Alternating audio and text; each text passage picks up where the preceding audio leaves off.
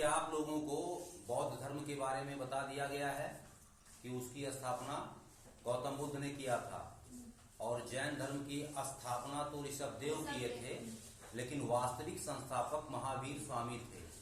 आज हम लोग एक और धर्म के बारे में जानते हैं, सिख धर्म, कि सिख धर्म की स्थापना किसने किया था। तो सिख धर्म की स्थापना किया था, ये देखिए ऊपर, गुरु नानक ने। सिख धर्म के संस्थापक कौन थे? गुरु नानक। इनका जन्म हुआ था 1469 ईस्वी में। इनके पिता का नाम था कालूचंद और माता का नाम था तृप्ता। ठीक है।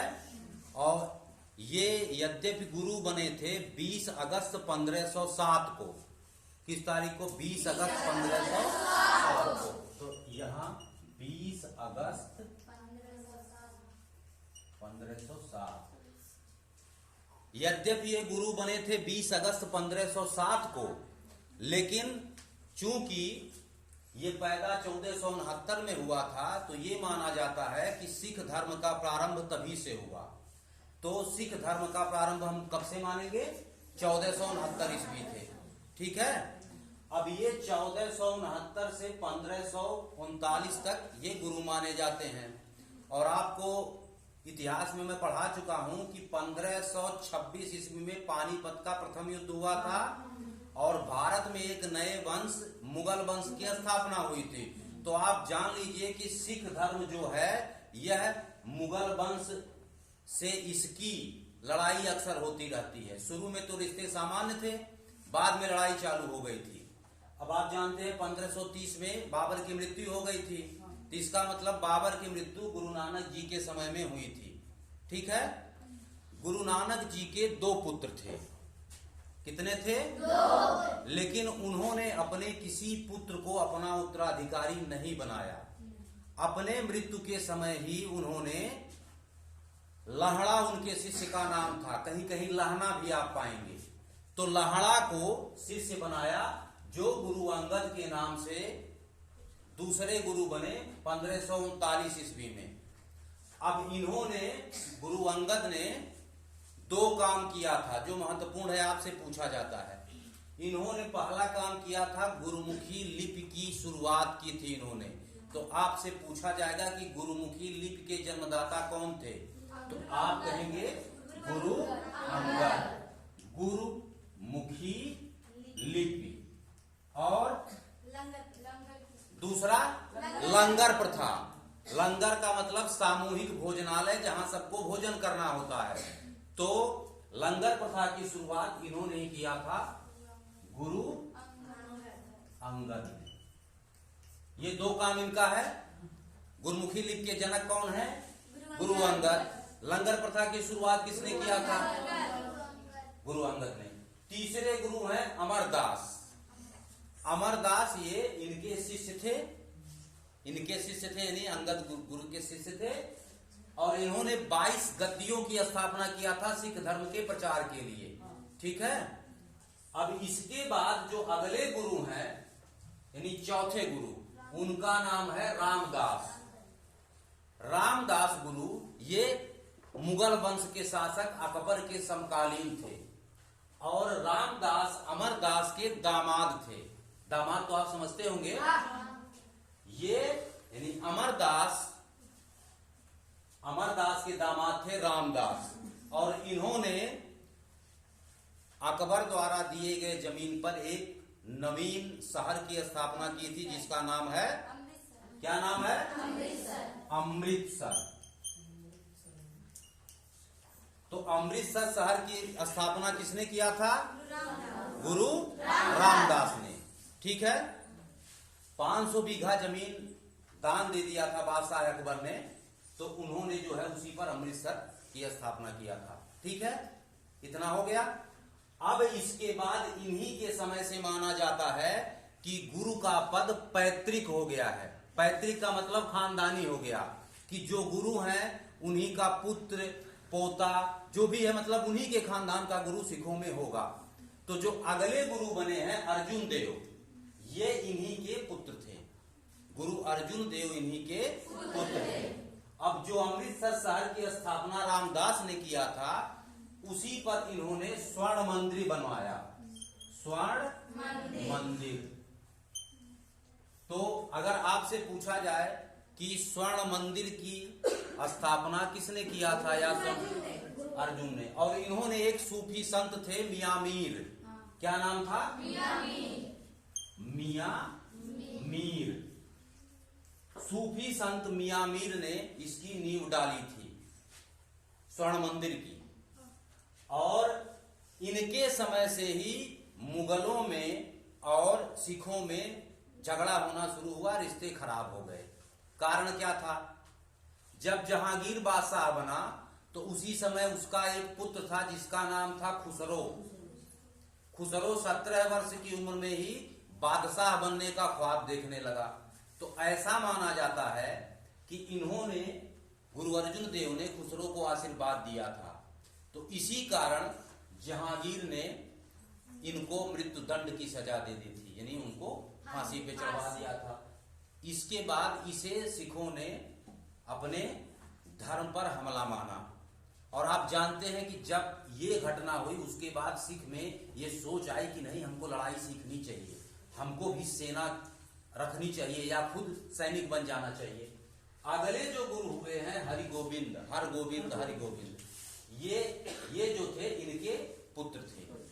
गुरु हरगोविंद गुरु अर्जुन देव के पुत्र थे। और इन्होंने कहा कि हम अगर एक संप्रदाय के गुरु हैं तो मुझे भी बादशाह की तरह सिंहासन पर बैठना चाहिए। तो इन्होंने एक ऊंचा सिंहासन बनवाया और नाम दे दिया अकाल तख्त। तो अकाल तख्त की स्थापना, अकाल तख्त की स्थापना। आपसे प्रश्न पूछा जाता है कि अकाल तख्त की स्थापना किसने किया था? तो गुरु हरगोविंद ने।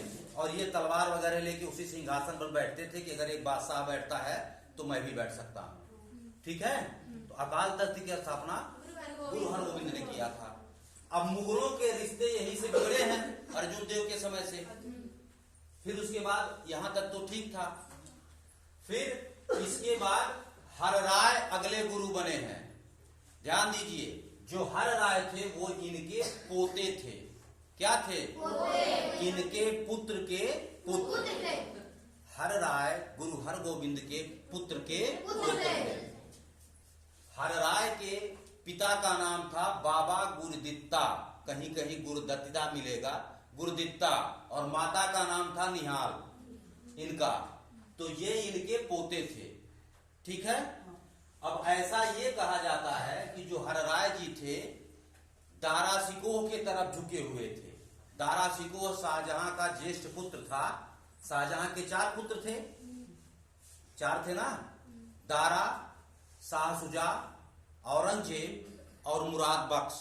लेकिन चूंकि राजा औरंगजेब बन गया था, बादशाह वो बना था, तो जब वो बादशाह बन गया तो उसको ये शक था कि ये दारा शिकोह के तरफ रहते हैं। तो इन्होंने इनसे कहा, किसने? औरंगजेब ने हरराय से कहा कि आप मेरे दरबार में उपस्थित होइए। तो ये स्वयं नहीं गए थे। इन्होंने अपने पुत्र, जिसका की नाम राम राय था, क्या नाम था? राम राय को मुगल दरबार भेजा।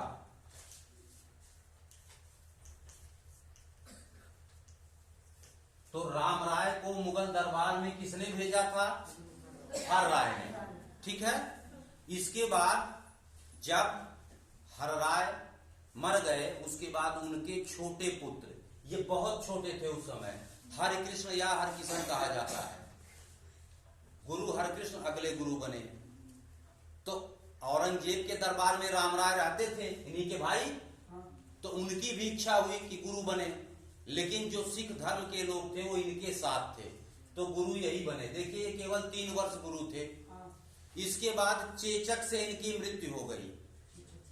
चेचक का उस समय इलाज नहीं था। आजकल तो है, बच्चा पैदा होता है टीका लगा लेते हैं, उस समय दवा नहीं था। तो ये चेचक से मर गए थे गुरु हरिकृष्ण। तो अगर ये पूछा जाए कि कौन गुरु चेचक से मरे थे, तो आप कहेंगे हरिकृष्ण। और ये बताते हैं कि लोग 9-10 साल के ही थे तभी मर गए थे, ये गुरु हरिकृष्ण। तो जब ये मर गए, मरने वाले हुए, तो ऐसा माना जाता है कि लोग इनसे पूछने गए कि आप तो छोटे हैं, बच्चे हैं, और इसके आपके बाद गुरु कौन बनेगा? तो शायद इनके मुंह से निकला था बकाले बाबा या बाबा बकाले। तो उसका अर्थ लोग ये निकाले कि ये कहना चाह रहे हैं कि बकाले गांव से अगला गुरु हो। किस गांव से? बकाले। तो बकाले गांव से गुरु हो, ऐसा लोग माने। और इनकी मृत्यु के बाद गुरु तेग बहादुर ये सिखों के गुरु बनाए गए, जो कि गुरु हरगोविंद के पुत्र थे। गुरु पुत्र थे, इसका मतलब इनके गुरु हरगोविंद के पुत्र थे, छोटे पुत्र गुरु तेग बहादुर। यहां से हुआ है खानदानी ना। तो ये जो थे गुरु हरगोविंद के पुत्र थे, और 1664 ईस्वी में ये गुरु बने। गुरु तेग बहादुर जब गुरु बने तो उस समय कश्मीरी हिंदुओं पर औरंगजेब का बहुत दबाव पड़ रहा था, और औरंगजेब जानते हैं कि धर्मांतरण ही कराना बलपूर्वक कराता था। तो कश्मीर के हिंदुओं को उन्होंने कहा कि तुम मुसलमान बन जाओ। तो ये वो सब घबरा के आए शरण मांगने, किसके पास? गुरु तेग बहादुर के पास। तो गुरु तेग बहादुर ने कहा कि आप लोग संदेश भिजवा दीजिए औरंगजेब के पास कि पहले वो गुरु को मुसलमान बनाए, अगर गुरु बन गए तो हम लोग भी बन जाएंगे। तो ये संदेश जो है औरंगजेब के पास पहुंचा। तब औरंगजेब ने गुरु तेग बहादुर को मिलने के लिए दिल्ली बुलाया और उनको तरह तरह की यातनाएं दी कि आप मुसलमान बन जाओ, इस्लाम कबूल कर लो, लेकिन ये माने नहीं। उसके बाद ऐसा कहा जाता है कि दिल्ली में चांदनी चौक में उनका गला काट दिया गया था। यानी गुरु को इस्लाम कबूल न करने के कारण इनकी हत्या कर दी गई थी। और 24 नवंबर 1675 24 नवंबर 1675 को हत्या हुई। इनकी हत्या औरंगजेब के द्वारा की गई। औरंगजेब के द्वारा जब इनकी हत्या कर दी गई तो संबंध और खराब हो गए। इसके बाद इनके पुत्र गोविंद सिंह गद्दी पर बैठे। आप देखिए किसी गुरु के नाम के आगे सिंह नहीं लगा है, इनके नाम के आगे सिंह लगा है। उसका कारण अभी बता रहा हूं कि क्यों ये सिंह लगा है। तो जब ये गुरु बने तो इन्होंने सिखों को एक सैनिक संप्रदाय में परिवर्तित कर दिया और नाम दे दिया खालसा पंथ। खालसा पंथ की स्थापना इन्होंने 1699 में किया था, बैसाखी के दिन। तो आपसे पूछा जाएगा कि खालसा पंथ की स्थापना किसने किया? गुरु गोविंद सिंह ने। कब किया था? 1699 में, बैसाखी के दिन। ठीक है, इन्होंने किया था। और इन्होंने कहा कि जो सिख पुरुष होंगे वो अपने नाम के आगे सिंह लगाएंगे, जो महिलाएं होंगी वो अपने नाम के आगे कौर लगाएंगी। तो तब से जो सिख होता है वो अपने नाम के आगे सिंह लगा लेता है। और इन्होंने कहा कि 5 कक्के यानी क अक्षर से शुरू होने वाले 5 क ये प्रत्येक सिख धारण करेगा। केस मतलब जानते हैं? कंघा, कड़ा, कच्छा, कृपाण। ठीक है, केस, कंघा, कड़ा, कच्छा, कृपाण, ये प्रत्येक जो होगा खालसा वो धारण करेगा। इनके समय में औरंगजेब से लड़ाई और तेज हो गई थी।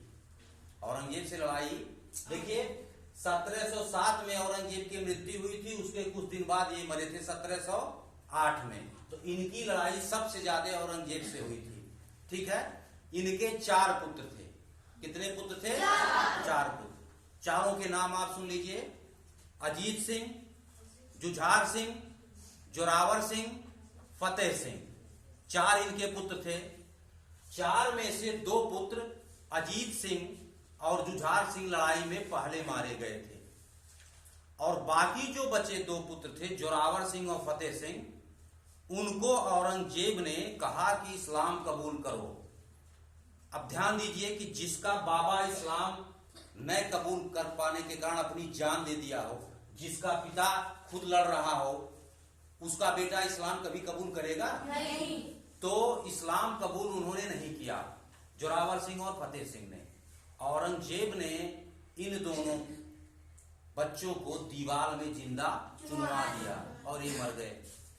इनके मरने के बाद ये संतानहीन हो गए, तो इन्होंने अपनी मृत्यु के कुछ समय पूर्व ये कह दिया कि मेरे बाद कोई गुरु नहीं होगा, और जो हमारा ग्रंथ है आदि ग्रंथ, इनके धार्मिक ग्रंथ का नाम क्या है? आदि ग्रंथ। अब वही हमारा गुरु रहेगा। ठीक है, तो ये है वो जो आदि ग्रंथ है उसको जिंदा मानते हैं, जीवित मानते हैं। ठीक है। अब बताने में एक चीज मैं भूल गया। देखिए, इन्होंने तो शुरू किया था लंगर प्रथा, गुरु अमरदास ने इसमें एक परिवर्तन कर दिया था। इन्होंने ये कहा था कि अगर हमसे मिलना है तो आप लंगर में भोजन करने के उपरांत ही आइए, अर्थात मिलने से पूर्व लंगर में भोजन करना गुरु अमरदास ने अनिवार्य कर दिया था। ऐसा इसलिए क्योंकि उस समय ऊंच नीच की भावना ज्यादा थी, तो ऊंच नीच की भावना को दूर करने के लिए उन्होंने कहा कि हम सब एक समान है, अतः हमसे मिलना है तो पहले आप उस सामूहिक रसोई में भोजन करके आइए। तो सिख धर्म आपके समझ में आ गया? ठीक।